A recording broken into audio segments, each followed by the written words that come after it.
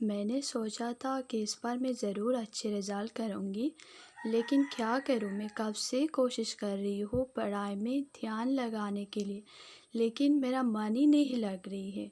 मेरा मन कह रही है कि मैं मोबाइल लेकर थोड़ा यूट्यूब देख लूँ, इंस्टाग्राम या फिर गेम्स खेलने का मन कर रही है। एक्चुअली आपको बहुत ज़्यादा दिक्कत आ रही है पढ़ाई में ना। सभी स्टूडेंट्स कह रहे हैं कि हमारे साथ भी ऐसे ही प्रॉब्लम्स हो रही है, हम पढ़ नहीं पा रही है। हम पढ़ाई को बहुत ज़्यादा हार्ड चीज़ बना ली, इतनी इजी और इतनी सिंपल चीज़ को कि बुक उठाओ और पढ़ाई शुरू कर लो। एक्चुअली हम वो पढ़ नहीं पा रही हो, हम पढ़ाई में हमारी मन ही नहीं लग रही। राइट। तो आज की वीडियो में हम डिस्कस करेंगे कि पढ़ाई में कैसे फोकस करें, कैसे कंसंट्रेशन लाएं, किस तरह से हम जो चीज़ पढ़ रही है उसमें मन लगाएं।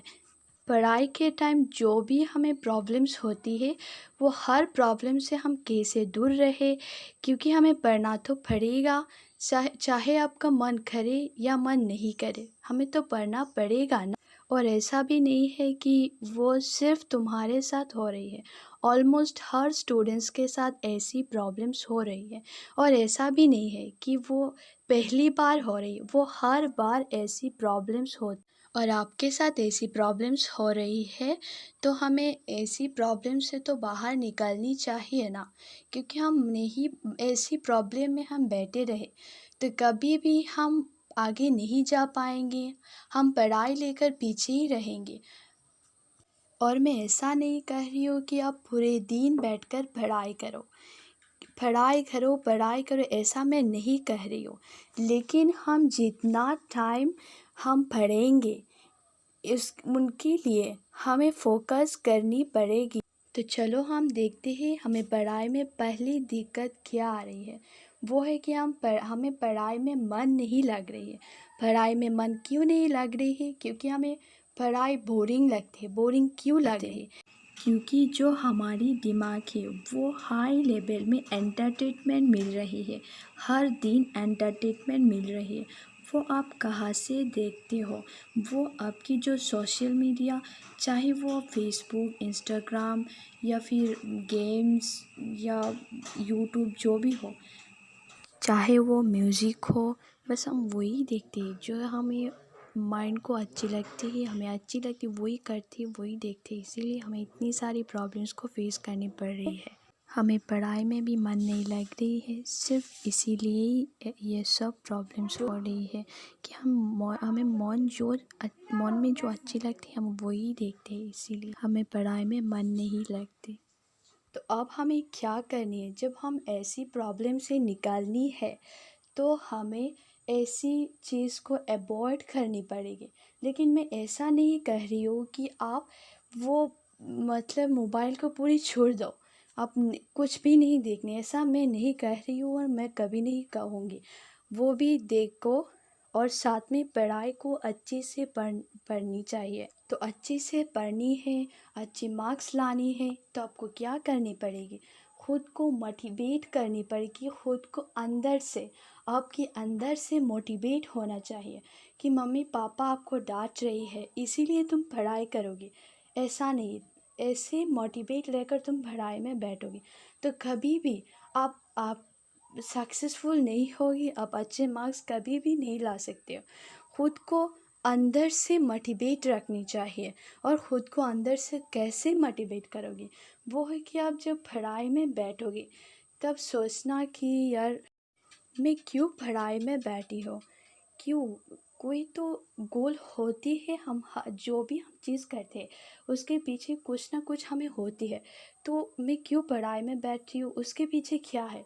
तब तुम्हें आंसर तो ज़रूर मिलेगी ना, तुम्हारी जो क्वेश्चन है उसकी तो आंसर क्या मिलेगी कि मैं इसीलिए पढ़ाई में बैठी हूँ कि मेरा जो गोल है वो मुझे अचीव करनी है, इसीलिए मैं पढ़ाई कर रही हूँ।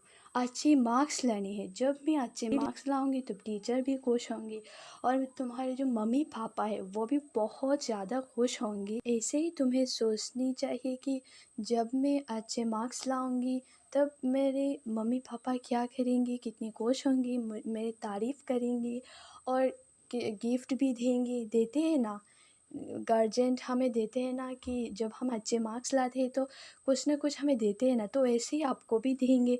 ऐसा ही आपको माइंड में जब आएगी तो अपने आप आपके अंदर से मोटिवेट हो जाओगी। तब तुम्हारे माइंड में क्या आएगी कि मुझे अब पढ़ाई करनी है। तो पढ़ाई कैसे करनी है?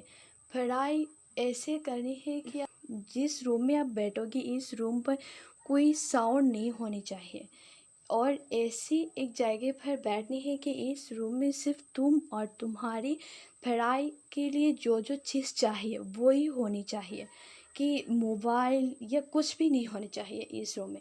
सिर्फ तुम और तुम्हारी पढ़ाई के लिए जो जो चीज़ चाहिए वही, पेंसिल, रबर, पेन, बुक्स, वो सब होनी चाहिए, राइट। और अब जब भी पढ़ाई करोगी, जो चीज़ पढ़ाई करोगी वो समझ के पढ़नी है आपको और फुल फोकस इस पढ़ाई में होनी चाहिए। और ऐसा भी नहीं है कि आप जब पढ़ाई में बैठोगी 5-6 घंटे एक साथ पढ़नी है। ऐसा नहीं है कि 1 घंटे पढ़ने के बाद आप 5 या 10 मिनट आप ब्रेक लेनी है। उससे ज़्यादा मत लेने के लिए कोशिश करनी है। सिर्फ 5 या 10 मिनट ही आप कोशिश करना लेने के लिए।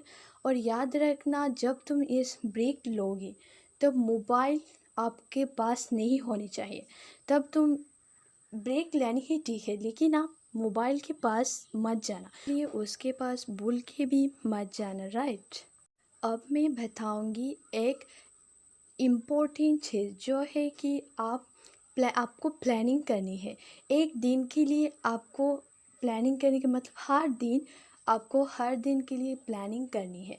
प्लानिंग बहुत इम्पोर्टेंट है कि कैसे आप पढ़ाई करोगी, कब पढ़ाई करोगी, कब सोओगी, कब खाना खाओगी, मतलब कब क्या करोगी, वो हर चीज़ आपको एक प्लानिंग करनी है उसके लिए, ओके।